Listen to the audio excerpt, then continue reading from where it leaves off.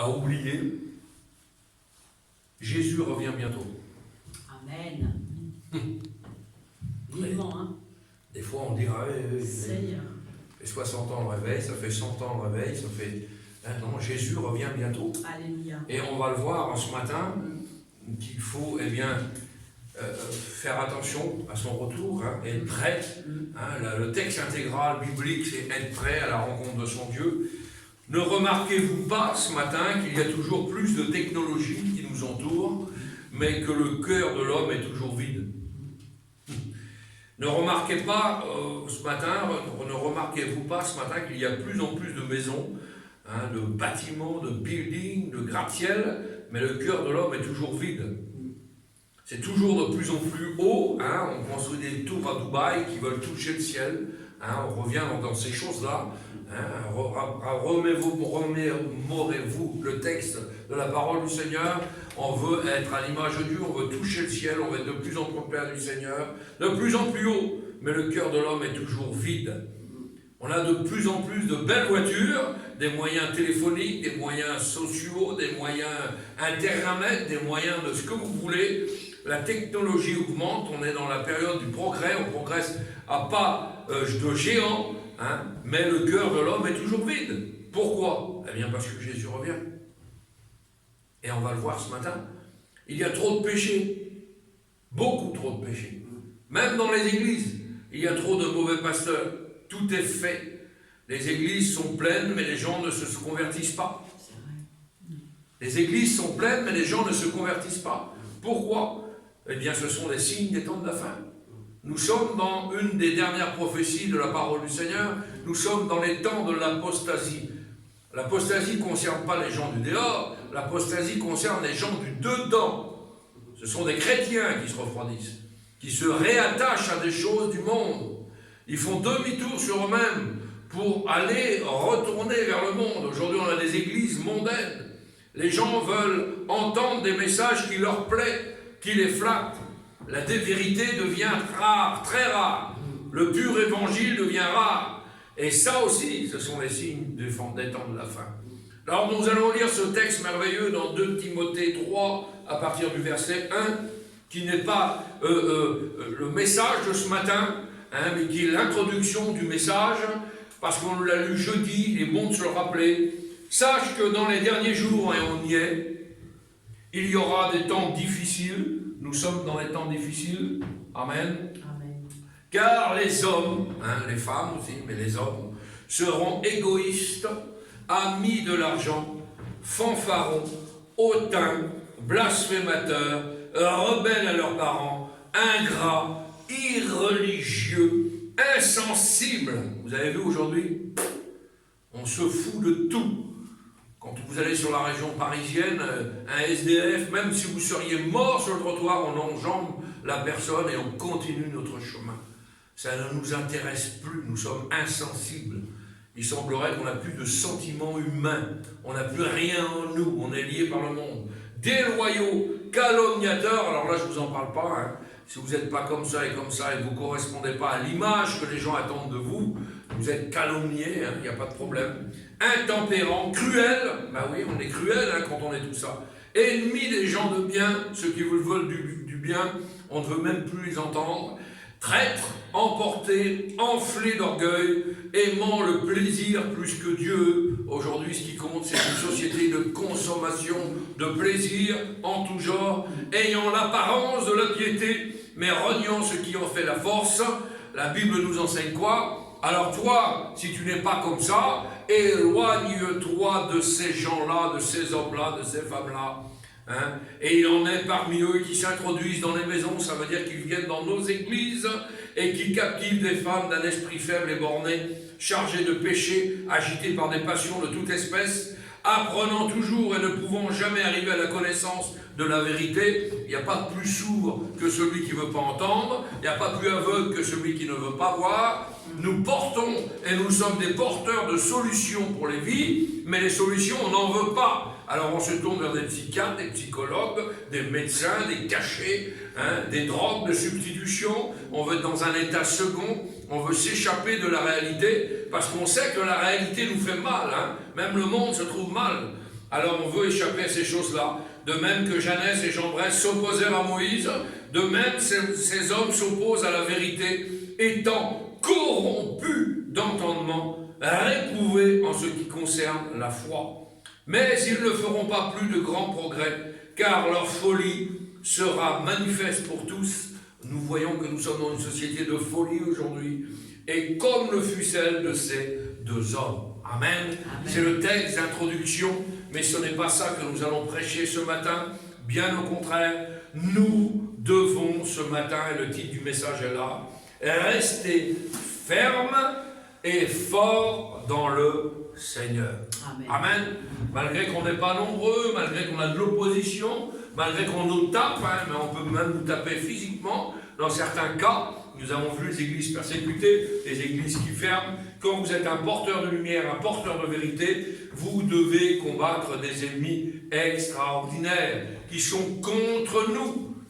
Et ce matin, la Bible nous enseigne que qui sera contre nous si nous sommes avec Dieu?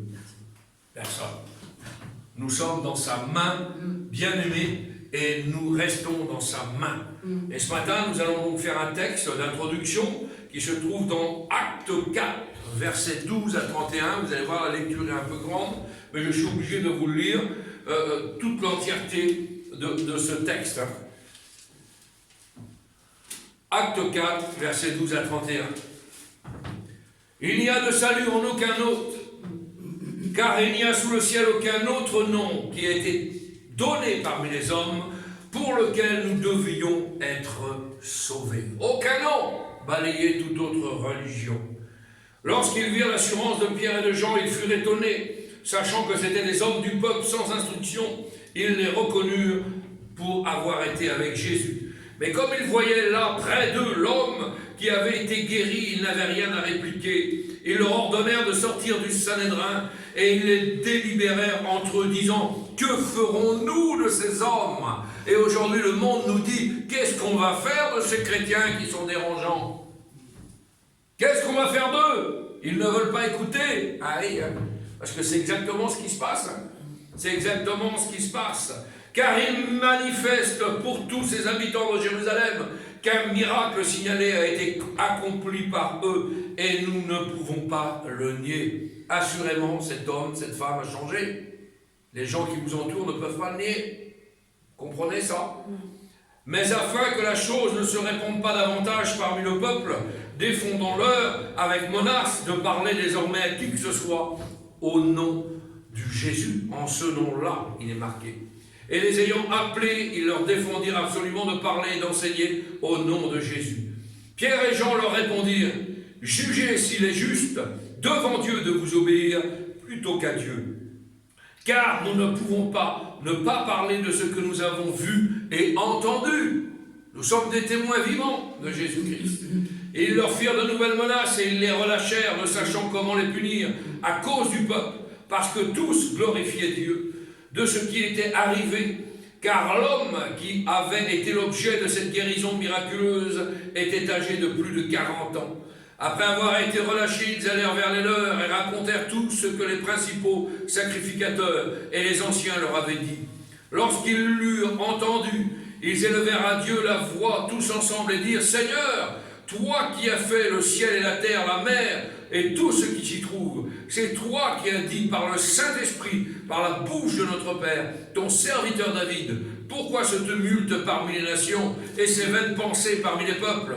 Les rois de la terre ne se sont soulevés et les princes se sont ligués contre le Seigneur et contre son oint. En effet, contre ton saint serviteur, Jésus que tu as oint, et Hérode et Ponce Pilate se sont ligués dans cette ville avec les nations, et là on parle des nations païennes, et avec les peuples d'Israël, pour faire tout ce que ta main et ton conseil avaient arrêté d'avance. Et maintenant, Seigneur, vois leurs menaces et donne à tes serviteurs d'annoncer ta parole avec une pleine assurance, en étendant ta main pour qu'il se fasse des guérisons, des miracles et des prodiges par le nom de ton saint serviteur Jésus. Amen. Quand ils eurent prié, le lieu où ils étaient assemblés trembla. Amen. Ils furent tous remplis du Saint-Esprit et ils annonçaient la parole de Dieu avec assurance. Nous avons l'assurance dans notre cœur de pouvoir annoncer cette parole. Amen. Amen. Et j'aimerais voir avec vous un autre texte qui se trouve dans Timothée, 2 Timothée. Nous allons voir, c'est un texte court, et après nous allons rentrer dans le message. 2 Timothée 1, verset 7. Regardez ce qu'il nous est dit dans 2 Timothée 1, verset 7. Car ce n'est pas un esprit de timidité que Dieu nous a donné, mais un esprit de force, d'amour et de sagesse. Amen. Seigneur, nous voulons te bénir, te rendre grâce, te dire merci pour ces textes que tu nous as donnés, les textes que tu veux nous enseigner, ces textes que tu veux partager avec ton peuple. Bénis, Seigneur, ton auditoire. Prépare les cœurs à recevoir cette semence qui vient du ciel. Tu vois combien que nous devons devenir forts, rester forts, devenir fermes et rester fermes dans le Seigneur ce matin. Nous voulons, Seigneur, être des chrétiens véritables, ancrés dans ta doctrine, ancrés dans ta parole. Seigneur, rien de l'extérieur ne peut nous faire trembler. Nous avons des convictions en toi et nous voulons, Seigneur, les appliquer journalièrement, heure par heure, seconde par seconde, car nous ne sommes pas n'importe qui, nous sommes des chrétiens, nous sommes tes créatures et nous sommes tes disciples ce matin.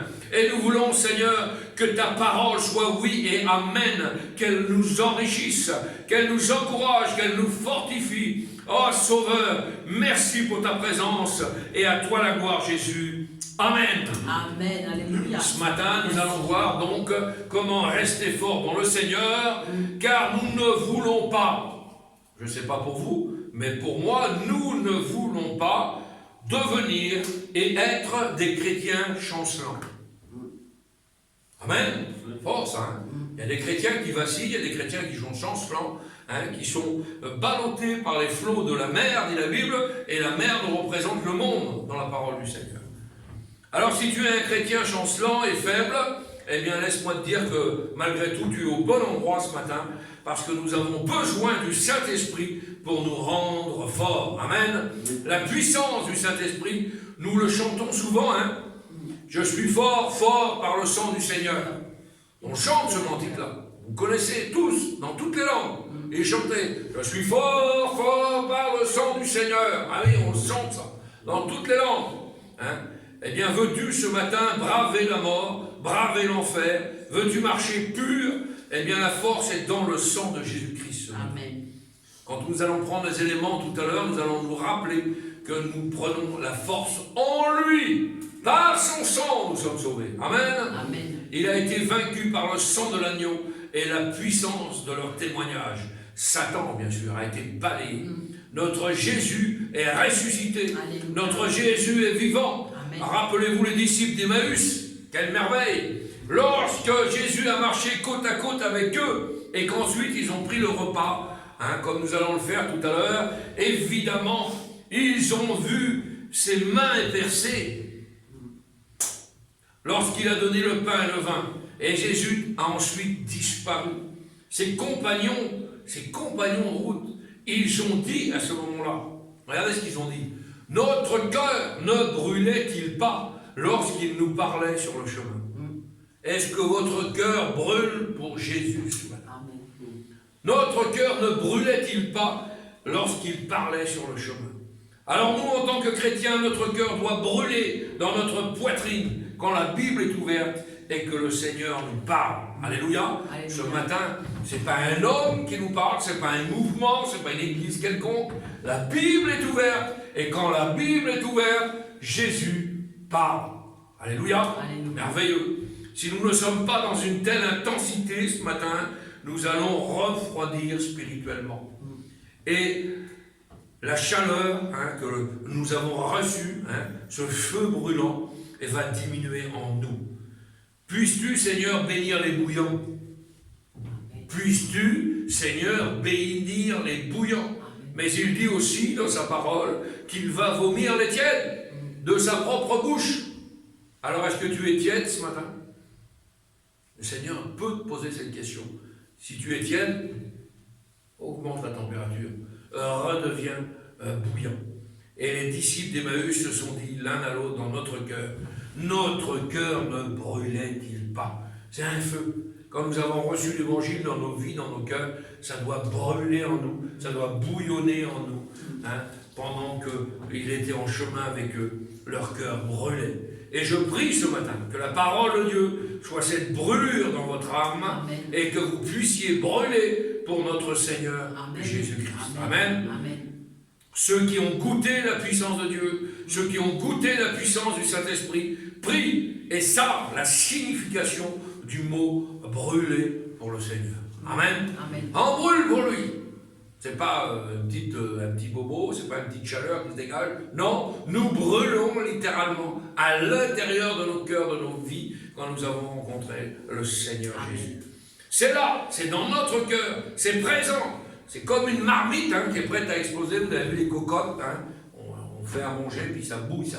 C'est prêt à exploser dans notre intérieur. Retenir la lumière qui veut sortir de nos yeux. Ils sont éblouissants de lumière. Nos oreilles sont remplies d'attente en écoutant la parole de Dieu. Votre pain de vie descend littéralement du haut pour vous nourrir et nourrir votre âme. Vous êtes affamés de cette parole merveilleuse. Eh bien, c'est pourquoi l'homme, la Bible dit, ne vivra pas de pain uniquement, mais de toute parole qui sort de la bouche de l'Éternel. Alléluia. Alléluia. C'est merveilleux. Ah oui. Nous ne jouons pas à l'église. Je redis, nous ne jouons pas à l'église. Nous sommes l'église de Dieu. Alléluia.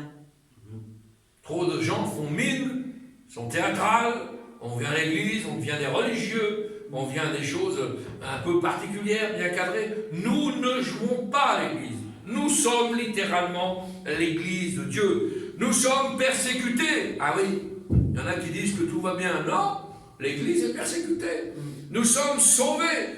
Ah, ça c'est merveilleux. Nous sommes victorieux par contre. Ah oui, nous sommes en train de marcher vers la vallée et vers la ville céleste, où nous voulons devenir forts dans le Seigneur. Lorsqu'ils virent l'assurance de Pierre et de Paul, vous avez vu dans le texte tout à l'heure, dans les actes, les religieux, ceux qui nous entourent, qui sont dans des religions quelconques, les religieux de l'époque furent étonnés. D'où ça leur vient? C'est ce qu'ils disent, les religieux. D'où ça leur vient? Qu'est-ce qu'on va faire pour les arrêter? Comment ils parlent? Mais d'où ça leur vient? D'où vient cette force? Ils les reconnurent pour avoir été avec Jésus. Est-ce qu'on vous reconnaît ce matin ayant été avec Jésus? Est-ce que vous êtes vraiment des disciples? Quand on vous voit marcher, quand on vous voit parler, quand on voit vos comportements à l'extérieur de l'Église, est-ce qu'on voit Jésus à travers vous? Est-ce que vous êtes des vrais disciples de Jésus? Si vous êtes avec Jésus, si vous côtoyez Jésus, si vous avez de l'intimité avec Jésus, si dans la semaine vous parlez à Jésus, à ce moment-là, une force vous est communiquée. Et cette force ne vient pas de la terre, ni du monde, ni de ce qui vous entoure. Cette force vient du ciel. Elle est divine. Elle remplit vos bouches, elle remplit vos cœurs, elle remplit votre âme, elle remplit vos entrailles entières. Vous êtes avec Jésus. Alléluia. À ce moment-là, cette force vous est communiquée. La puissance du Saint-Esprit sera sur votre cœur. Jésus a dit aux disciples, avant de remonter au ciel, il leur a dit, vous recevrez de la puissance. Et la puissance, j'en ai parlé, je vous le redis, la puissance en grec, c'est le mot dynamis, qui a fait le mot dynamite. C'est ça. Vous recevrez de la puissance. À l'intérieur de vous, c'est boum. Donc c'est pas un pétard mouillé, vous avez compris? Non, vous avez la puissance du Saint-Esprit en vous. Ah, c'est merveilleux. Recevez de la dynamite quand le Saint-Esprit surviendra sur vous. Vous serez dynamité. Amen. Amen. Alléluia, c'est merveilleux. Gloire à Dieu. Notre cœur ne brûlait-il pas pendant qu'il parlait avec nous en chemin? C'est ce qu'ils disent, les disciples d'Emmaüs, c'est merveilleux. Ici, ils ont prié après avoir été menacés. Vous avez vu les textes tout à l'heure? Ils ont prié après avoir été menacés, après avoir passé en cours de justice religieuse truquée, bien sûr. On les a rejetés peut-être même humilié, on est rejeté de la société, ne croyez pas. On est humilié. Plus ça va, plus les lois, je vous ai expliqué, sont strictes. Aujourd'hui, si je vais dans l'université où il y a Katiala et que je distribue un Nouveau Testament, avec la nouvelle loi qui vient de sortir, la loi Blanquer, je le cite, parce que c'est une réalité, c'est devenu, et ça a été voté par les députés, aujourd'hui ce n'est plus du prosélytisme, c'est un délit. Je distribue une Bible à ma sœur, c'est un délit si je suis sur un lieu particulier. Comprenez bien? Dans les derniers temps, le bien sera appelé mal et le mal sera appelé bien. Par contre, vous venez avec un voile intégral, il n'y a pas de problème. Ce n'est pas du prosélytisme et ce n'est pas un délit. Faisons bien attention à ça. Nous sommes vraiment et réellement dans les derniers temps.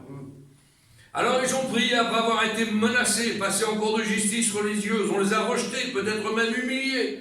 Ils sont retournés vers les leurs et ils ont prié. Et ensemble, pas tout seul, hein.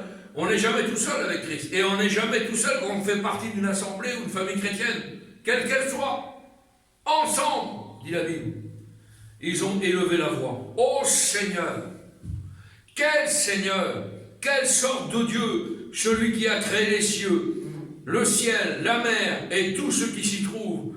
Ils ont parlé à ce Créateur et ils ont parlé des menaces des hommes sur leur vie et ils ont tendu la main pour qu'il se fasse des miracles, des prodiges et des guérisons. Malgré les persécutions, malgré les problèmes, malgré les pas de solution du monde, quand nous allons en ville, j'ai été faire un petit tour hier, je suis retombé sur quelques SDF, on a discuté, il y a des choses qui ont changé, hein, pas en bien, on va retourner. Quand on discute de la part du Seigneur, malgré qu'on soit persécuté, on prie pour les autres. Et on demande au Seigneur qui confonde les gens par des prodiges, des miracles. Merveilleux ça. Et le Seigneur le fait. Ah oui, il est fidèle à sa parole. Alléluia. Il est dit qu'ils élevèrent la voix à Dieu tous ensemble, amen, tous ensemble, d'un même esprit, d'une même direction. C'est bon d'élever la voix à Dieu tous ensemble. Alléluia. En louant, en adoration. La Bible dit que celui qui loue le Seigneur, vous savez ce que c'est? La Bible dit que celui qui loue le Seigneur, c'est le vivant. Je ne sais pas si vous louez le Seigneur chez vous, mais si vous ne louez pas le Seigneur ou vous ne priez pas le Seigneur, la Bible dit que celui qui loue le Seigneur, c'est le vivant. Où sont ceux qui ne louent pas le Seigneur? Ils sont morts spirituellement. La Bible en parle hein, dans le livre de l'Apocalypse. Celui qui a la vie va louer, il va glorifier le Seigneur. Et il y a beaucoup trop d'églises où l'on ne prie pas, et de cette manière-là.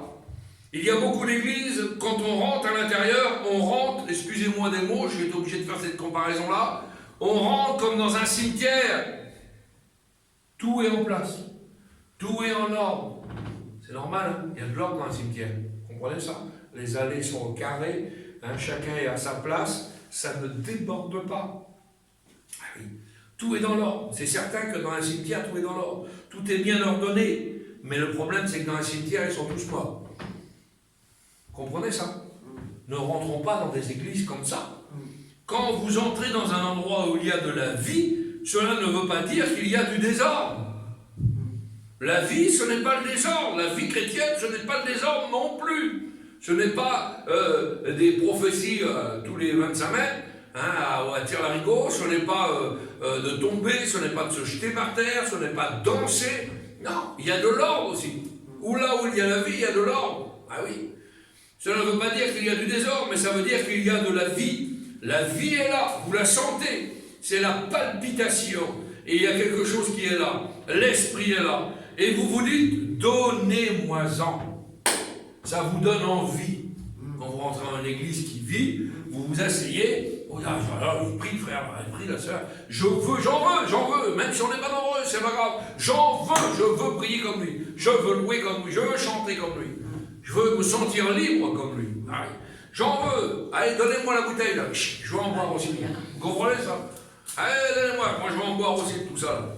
Je veux avaler la bouteille même. Amen, gloire à Dieu. Amen. Désirez comme des enfants nouveaux-nés le lait spirituel et pur, afin que la vie, par lui, vous croissiez. Car vous avez goûté que le Seigneur est bon. Quand on a goûté que le Seigneur est bon, on n'a plus envie de goûter autre chose. Un plat qui ne nous plaît pas, vous avez vu, alors ça ne me plaît pas. Et quand on a goûté à la vie, qu'on a goûté à la vie spirituelle, ou quand on a goûté, on a expérimenté la puissance de Dieu sur nos vies, moi je ne veux pas goûter autre chose. Il y a plein de gens qui ils prient, ils se prosternent, ils se coupent, ils font des sacrifices encore. On donne de l'argent pour être mieux, et on est de pire en pire. Et on continue quand même, on s'entête, parce qu'on veut aspirer à quelque chose de meilleur. Si seulement ils pouvaient goûter à la puissance du Seigneur dans leur vie, ils ne voudraient pas goûter autre chose. Nous ne voulons pas rester dans l'état où on est. Nous ne voulons pas rester dans l'état végétatif où nous sommes. Nous voulons grandir spirituellement. Amen. Nous voulons être semblables à des jeunes lions. Ah oui, car ils sont pleins d'assurance. Un jeune lion, il est insouciant, il est plein d'assurance et il se jette sur ses proies. Ils n'ont peur de rien. Un jeune lion n'a peur de rien. C'est avec la maturité qu'il commence à réfléchir. Mais comme on est jeune, on est un peu... La Bible dit, revenez comme des enfants. Pourquoi? Un enfant, il est net, il est clair, il est spontané. On n'est pas assez spontané avec le Seigneur. On veut recevoir des choses de Dieu, mais on ne se place pas devant Dieu. Et on ne demande surtout pas la direction de Dieu avant de prier.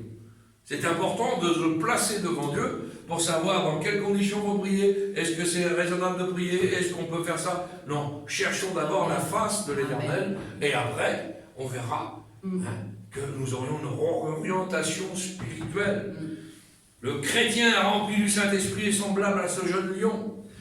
Une église qui ne sait pas prier, une église qui ne sait pas louer le Seigneur, une église qui ne sait pas crier vers Dieu, est une église qui ne sera jamais, jamais, jamais secourée. C'est pas moi qui le dis, c'est la parole du Seigneur. On pourrait même, dans ces églises-là, écrire sur la porte d'entrée de ces églises-là, Ikabot. Vous savez ce que ça veut dire, Ikabot? C'est un mot grec que l'on trouve dans la parole du Seigneur. À l'entrée, Ikabot, ce qui signifie la gloire de Dieu est partie. Trop d'églises Ikabot aujourd'hui. La gloire de Dieu est partie. Ah, beau bâtiment, rempli, bon musicien, bon chanteur, les prophéties, tant que vous en voulez, tout est bien, l'ambiance est belle. Ikabot, la gloire de Dieu est partie. Le Seigneur n'est pas là. Meilleur exemple de ces églises-là, vous prenez l'église de Laodicée dans le livre de l'Apocalypse, et vous verrez, vous lirez chez vous. Dieu n'est pas là, il tape à la porte de l'église. Je peux rentrer s'il vous plaît? Parce que ce que vous faites là c'est beau, vous n'avez plus besoin de rien, nous sommes riches en bâtiments, nous sommes riches en membres, nous sommes riches en tout, mais nous sommes très pauvres en Seigneur, parce que le Seigneur n'est pas à l'intérieur de l'église. Vous savez, s'il n'y a pas d'église adéquate, mais il y en a, hein, je vous rassure, vaut mieux être seul chez soi, en communion avec Dieu, que d'être au milieu d'une assemblée de 500 personnes, où il n'y a pas Dieu. Comprenez ça? Faisons bien attention à ça. Qu'est-ce que l'on recherche? Déjà, premièrement, on ne recherche pas l'église qui est la plus proche de toi pour la facilité, pour plein de choses. Cherche l'église qui est la plus proche de la doctrine biblique. Tant que l'église est construite sur la pierre angulaire qui est Jésus, ça marche. Sur cette pierre-là, je bâtirai une église. Hein? Amen? Amen. Je bâtirai, dit Dieu. C'est important ça. C'est ce qui est arrivé à Israël, avec une génération de jeunes souverains sacrificateurs totalement muets.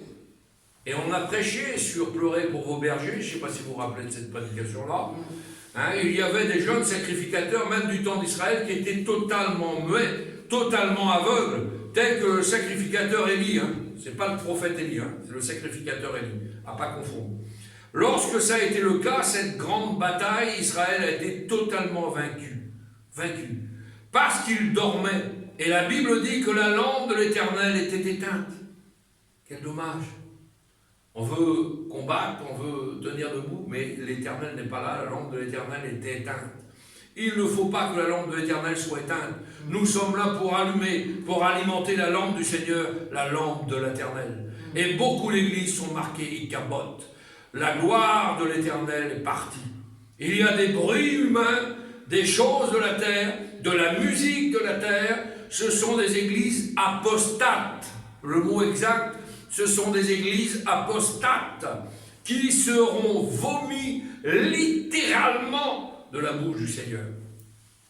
Littéralement. Beaucoup d'assemblées, ah on est nombreux, c'est super, ça bouge, on danse, on est dans la joie, on loue Dieu, mais Dieu n'est pas là. Vous êtes des églises apostates. Pourquoi? Parce que vous n'êtes pas ancrés sur la doctrine. Vous n'êtes pas biblique. Le Seigneur ne se manifestera jamais dans cette église-là. Faisons bien attention à ça. Une église qui ne sait pas prier, une église qui ne sait pas crier, ne sera jamais secouée par le Seigneur. Ah oui, c'est important ça. Quand les gens ont appris le secret de la prière, quand ils ont appris le secret, la puissance, la louange, alors Dieu s'est manifesté. Mais pas autrement. Dieu habite et Dieu réside. Dieu vient demeurer au milieu des louanges de son peuple. Et Satan, quand il y a des louanges, s'en va loin de cette assemblée. Alléluia. Pourquoi? Dieu réside au milieu des louanges. Un peuple qui, au travers de ses persécutions, au travers de ses larmes, au travers de ses pertes, un peuple qui est capable de louer le Seigneur. Dans la misère, dans le problème, dans la difficulté. Alors même si vous avez tout perdu ce matin, même si vous avez tout perdu, que vous n'avez plus rien à vous rattacher dans ce monde, vous n'avez rien perdu. Car vous avez encore le salut de Christ dans votre cœur. Est-ce que vous avez compris que le salut de Christ dans votre cœur est plus important que n'importe quoi? Les parents, la famille, les enfants, ce que vous voulez, le matériel, le tout. Mais vous avez tout perdu ça?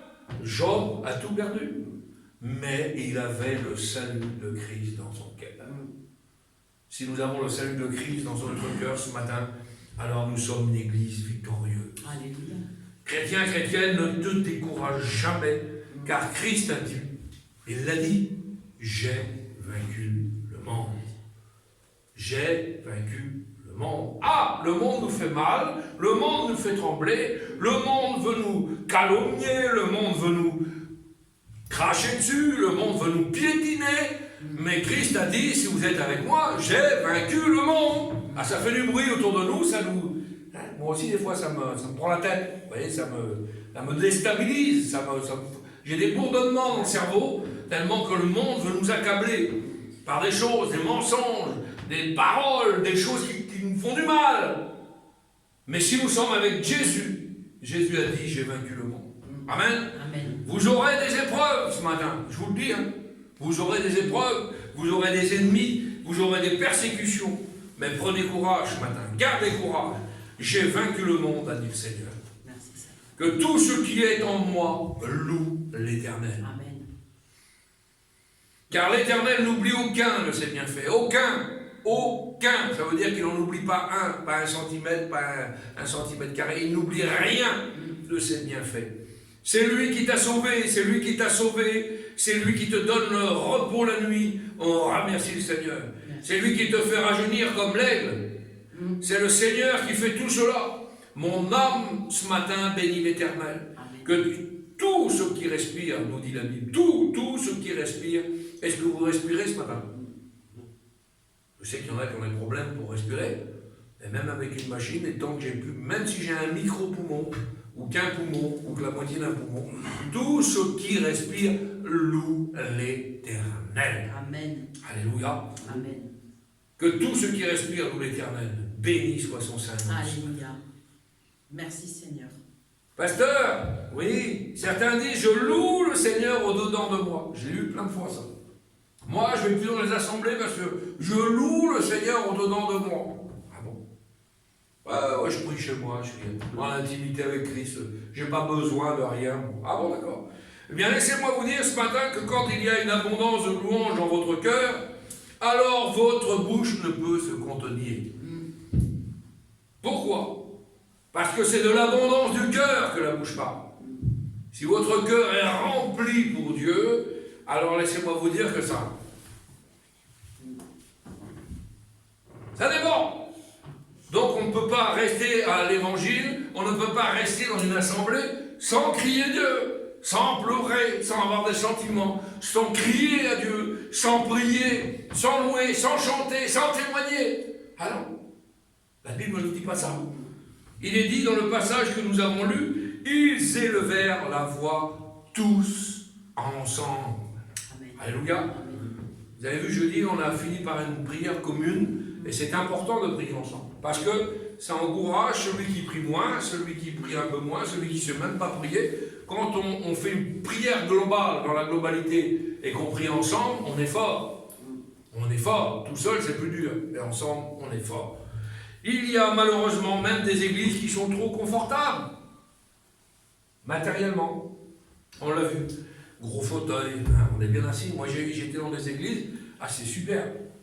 Alors on est tellement confortable qu'on s'endort, surtout quand on vient de manger, c'est pas mal. Hein, on est dans des canapés spirituels. C'est super confortable. Vaut mieux être assis sur un caillou, une pierre, un bout de bois, avec la présence de Dieu, que dans des canapés spirituels où il n'y a pas Dieu. Moi j'en ai vu un. C'est merveilleux. Alors là, quel bâtiment, quelle église, mais trop confortable. Pas bon, hein? Pas bon. Eh bien, je préfère les églises inconfortables, moi. Pourquoi?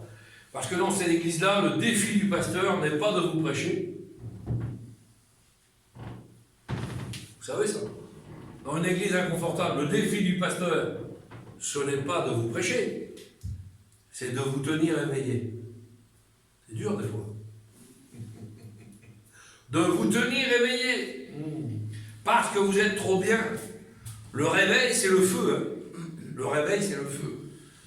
Je ne veux pas de ces églises-là où il n'y a que des vierges folles, mais au contraire des vierges sages, qui attendent, attentifs, et qui font des réserves spirituelles. Alléluia. Alléluia. Elles prennent des forces en Christ pour aller batailler dans le monde et parler des vertus merveilleuses de ce Sauveur glorieux. Aujourd'hui, trop sont dans des canapés spirituels. Dans la grâce, c'est beau la grâce, on se vautre dans la grâce. Merci Seigneur, tu nous as sauvés. On est vautrés dans la grâce, on est bien, la grâce permet tout, la grâce pardonne tout. Seigneur, tu nous aimes. On peut faire ça un petit peu la semaine, c'est pas grave, on va demander pardon dimanche, ça va aller mieux. On est bien dans la grâce. Le canapé spirituel, le confort, on a un bon matelas de grâce. Ça ne fonctionne pas comme ça. Ne faisons pas de la grâce, la Bible dit, une occasion pour faire n'importe quoi. L'hypergrâce, ça n'existe pas. Il y en a qui prêchent l'hypergrâce. Je fais une petite bêtise cette semaine, volontairement, hein, péché volontaire, je crois. Hein. Ou je fais ça, mais c'est pas grave. C'est direct amour, il va nous pardonner. C'est la grâce, c'est par grâce que nous sommes sauvés. Ouais, n'oubliez jamais que le Seigneur est venu nous sauver par grâce, mais il viendra de la même manière pour juger. On a tendance à l'oublier, ça. Et la Bible dit, tu ne sais ni l'heure ni le jour. Donc, si entre le moment où tu as pris des petites aises avec le Seigneur, et là le Seigneur revient, c'est dommage de louper le salut pour avoir un peu de canapé d'hypergrâce. Ben Seigneur, du même Seigneur, oui, mais trop tard. Je suis venu là et je suis venu juger l'Église. Ah oui, aujourd'hui, trop sont dans des canapés, ils dorment et leur cœur est vide. Éphésiens 5, verset 14, nous dit, réveille-toi, toi qui dors parmi les morts. Hein, il y en a qui ont besoin de se réveiller. Hein, les chrétiens, normalement, à l'intérieur de l'Église, sont joyeux. Alléluia. Même quand ça ne va pas, on est joyeux. On chante des cantiques et les cœurs sont dans la joie. Alléluia. Il y a des chrétiens qui, du 1er janvier au 31 décembre, ils grincent comme les porcs. Hein. Ils ne sont jamais contents, ils grincent. Là, les mâchoires déjà ne se trouvent pas, donc la grince des mâchoires. C'est dur. Seigneur. Ben, tu manques d'huile, mon frère. Tu manques d'huile, ma soeur. Et l'huile, c'est le symbole du Saint-Esprit dans ta vie. Alors, tu auras besoin d'avoir un peu l'onction qui vient du ciel pour ne pas grincer. Il y a trop de gens qui grincent. Il y a des chrétiens qui grincent. Malheureux, c'est pas comme ça. Non, on vient à l'église, on est joyeux, on est content, on se réjouit dans la présence du Seigneur. La joie vient du Saint-Esprit. Néhémie 8, verset 10. Regardez ce que nous dit Néhémie 8, verset 10, c'est le petit verset court. Hein. La joie du Seigneur sera votre force. Amen. Amen. Tu veux savoir qu'est-ce que c'est un chrétien fort? Eh bien, je vais te montrer un chrétien, premièrement, un chrétien fort, c'est un chrétien joyeux.